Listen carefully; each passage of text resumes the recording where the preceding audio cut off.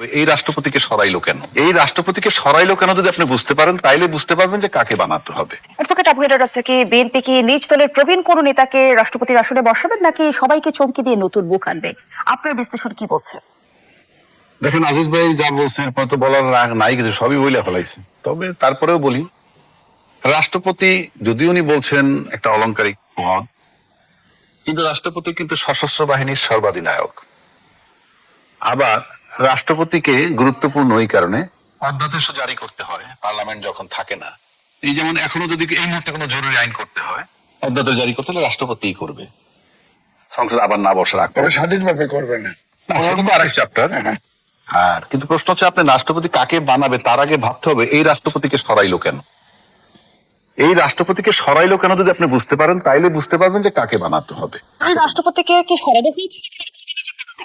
রাষ্ট্রপতি নিজে যদি পদক্ষেপ মানে নিজে সরে যেত, তাইলে দুই বেলায় দুই পদের কথা উনি বলতেন না। যারা তাকে অরিজিনালি নিয়োগ দিছিল তারা তখন বলছেন যে বঙ্গবন্ধু স্বাধীনতার ঘোষক, আবার যখন এই সরকার আসলো তখন বলেন জিয়াউর রহমান স্বাধীনতার ঘোষক। এইটা বলতেন না যদি উনি স্বেচ্ছায় যাইতেন। আমার বঙ্গবন্ধে থাকতে হবে, তাতে যাকে যা বললে খুশি হয়, যা বলা দরকার তাই বলবো, কি আসে যায় এতে। আর যাই হোক, গ্রহণযোগ্যতা থাকে না। এখন প্রশ্ন হচ্ছে যে সকালে এক কথা বিকালে এক কথা বললে সাময়িকভাবে আপনাকে অ্যালাউ করতে পারি আমি, কিন্তু আপনার বিশ্বাসযোগ্যতা বা ক্রেডিবিলিটি বলতে যা বুঝায় সেটা থাকে না। এখন বলতে পারেন যে বিএনপি তাকে এই 5 মাস রাখছিল কেন? বিএনপি তাকে রাখছিল অনেকগুলো কারণে। এক নম্বর, আওয়ামী লীগ 16 বছর রাজত্ব করছে। এই 16 বছর রাজত্বের মধ্যে একটা বিরাট বলয় আওয়ামী লীগ তৈরি করছে, সেটা রাজনৈতিক মাঠে, সেটা আপনার আমলাতন্ত্রের মধ্যে, সেটা আপনার মিডিয়ার মধ্যে, সর্বত্র প্রশাসনিক ইয়ের ভিতরে 16 বছর লালন করা ইয়ে থেকে চট করে রাষ্ট্রপতিকে সরাইতে পারে নাই। এবং রাষ্ট্রপতিকে সরানোর জন্য বলছে, তখন বিএনপি বলছে সাংবিধানিক সংকট হবে। আসলে সেটা বুঝতে তারা বাধ্য হয়েছে পরিস্থিতিগত কারণে।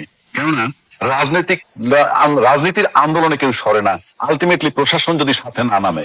অর্থাৎ শেখ হাসিনা যখন চলে গেছে তখন কিন্তু প্রশাসন স্টপ হয়ে গেছে, তাই ফায়ারিংটাকে স্টপ করতে হয়েছে। এই যে করতে হয়েছে ওটাই তার যাওয়ার জন্য কারণ। তো যেহেতু ওই সময় বলছে সাংবিধানিক সংকট হবে, এটা রাজনৈতিক নেতাদেরকে দিয়ে বলানো হয়েছে। কেননা আর্মি পক্ষে এটা বলা সম্ভব না, আমলারা এটা বলতে পারবে না, কারণ তারা প্রজাতন্ত্রের সার্ভিস দেয়, প্রজাতন্ত্রের সেবা দেয়, সে কারণে বলছি। তাইলে এখন তাকে সরাইলো কেন? কারণ আপনি তপ্ত লোহার উপরে বসছেন। যখন আজকে বিএনপি যখন দায়িত্ব নিছে তখন তপ্ত লোহার উপরে বসছে, এবং সেক্ষেত্রে ওই যে বলয়টা 16 বছরের পুরাতন বলয়, তার থেকে বেরোইতে অনেক সময় লাগছে।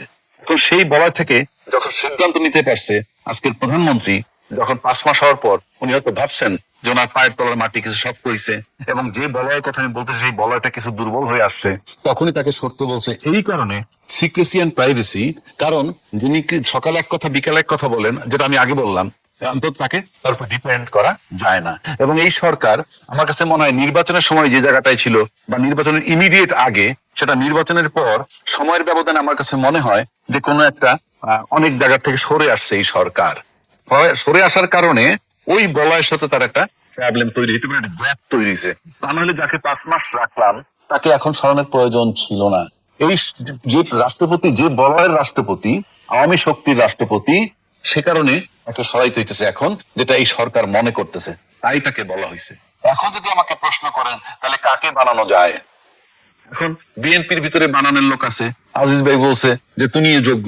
ইয়েস, আমি তাকে অযোগ্য মনে করি না, কারণ আমরা ইতিমধ্যে দেখেছি এমন অনেক প্রতিভাবান লোক পছন্দ করেছেন বিএনপির নেতারা, একদম সর্বোচ্চ নেতা যিনি, তাকে নিয়ে অনেকজনে অনেক কথা বলে। কিন্তু আমি বলি যে না, এটা হয়তো সঠিক না, কারণ মাননীয় প্রধানমন্ত্রী তার তৃতীয় নয়ন দিয়ে কার প্রতিভা কিভাবে দেখছেন আমরা সেটা জানি না। কাজে ওনার দলের ভিতরে বহু লোক আছে, এমন লোকরাও নিতে পারেন যারা আমরা নিন্দা করতে পারি, কিন্তু উনি তৃতীয় নয়ন দিয়ে হয়তো দেখবেন যে উনি প্রতিভাবান। আবার উল্টা দিকে আসেন, আরেকটা কথা বলি, এটা আমার কনসার্ন। আমি একটা সচেতন লোক হিসাবে, যেই বলয় থেকে উনি বেরিয়ে যাচ্ছেন এবং যে সমস্ত কারণে এই রাষ্ট্রপতিকে সরানো হইল, উনি ওনার দলের ভিতর থেকে এমন কাউকে যাতে না নেন যিনি একই বলয় হয়ে যান, কিংবা শাহাবুদ্দিন সাহেবের মানে রিপ্লেসমেন্ট যাতে হুবহু না হয়ে যায়। কেননা কোন দলই, ওই দল থেকেই বলা হচ্ছে, তার উপদেষ্টারাও বলতেছে অনেক গুপ্ত জামাতো নাকি বিএনপির ভিতরে আছে, সুপ্ত অনেক লোক আছে, গুপ্ত অনেক লোক আছে, তার দলের লোকেরাই বলছে। তো যদি বলে বিএনপিতে আওয়ামী লীগের বলয় কি আছে? সেটা আমি কেমনে বলবো? গুপ্ত সূত্র যদি থেকে থাকে আপনি কেমনে বুঝবেন? সে কারণে আমার অনুরোধ থাকবে যাতে বিচক্ষণতার সাথে উনি মাননীয় প্রধানমন্ত্রী এমন একজনকে চুজ করবেন, সে যাতে যাকে সরাইলেন তার কপি না হয়ে যায় গুণগত ভাবে। ধন্যবাদ জানাচ্ছি অ্যাডভোকেট আবু হেলাল রাজ্জাক। এই জন্য বেবি আজিজ যেমনটি অ্যাডভোকেট আবু হেলাল রাজ্জাক দাবি করছিল যে রাষ্ট্রপতিকে সরিয়ে দেওয়া হয়েছে, একটু জানতে চাই যদি রাষ্ট্রপতি পদত্যাগ সমঝোতার ভিত্তিতে হয়ে থাকে সেটা কি আসলে রাজনৈতিক সমঝোতা? সমস্যা নেই, সরকার আছে, অনেক দিন তাকে রাখছে, তখন রাখছে। আমরা এটা প্রকাশ্যে জানি যে বিএনপি এবং আর্মি যাতে আপনার রাষ্ট্রের শূন্যতা তৈরি না হয় তাকে রাখা হয়েছে, এবং তিনি যে সংবিধানের যে নিয়ম আছে তো তার বিএনপি যে যে পারপাস দিয়ে রাষ্ট্রপতিকে তার পদে বহাল রেখেছিল সেই পারপাসকে তিনি সার্ভ করেছেন। করেছে তো সংসদে যা বলছে না, জিয়াউর রহমান স্বাধীনতার ঘোষক, সেটা তো অন্তর্ভুক্ত। 106 অনুচ্ছেদ উনি বলুক, 106 অনুচ্ছেদ অনুযায়ী রেফারেন্স নিয়েছে না, কোথায়? কিন্তু প্রধান রাষ্ট্রপতিকে বিচারপতি। নিজে থেকে বক্তব্য দেওয়ার সুযোগ ছিল, শুধু তিনি কোনো বক্তব্য বুঝি নেই। এই সংসদের কথা বলছে সেখানে সংসদে তো ওটা সরকারের ক্যাবিনেট যেটা লিখে দিছে ওটা মানে বলছে, এটাই তো বলবে, এটাই তো তার কোনো। প্রধানমন্ত্রীর পরামর্শ ছাড়া তো কিছু তারা করার এখতিয়ার নাই। যে আমি যেটা বলছি যে প্রধান বিচারপতি ওই নিয়োগ, বক্তব্যের মধ্য দিয়ে কি পারপাস সার্ভ হলো? তাকে অফিসিয়াল কাজটা করা। ধরেন ওই সময় ধরেন প্রধানমন্ত্রী ছিল, শেখ হাসিনা পালিয়ে গেছে, স্পিকার সেনা নির্বাসে আশ্রয় আছে, হ্যাঁ, রাষ্ট্রপতি যদি চলে যেত সরকার কি থাকতো? তো এর আগে তো তিনি দাবি করেছেন যে তিনি পদত্যাগ পত্র পাননি তাই রাষ্ট্রপতি।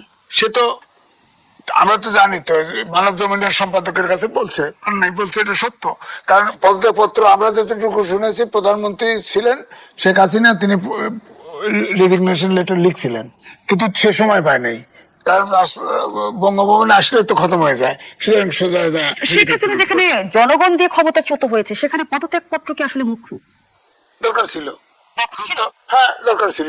তাহলে স্মুথলি প্রধানমন্ত্রী যদি চলে যেত, এখন ধরেন এই যে 6 তারিখে সংসদ বাতিল করে দিচ্ছে, কোন একটিরে বাতিল করছে? আমি যদি প্রশ্ন করি, আমার তো প্রশ্ন আছে, এই প্রশ্ন থাকতো না।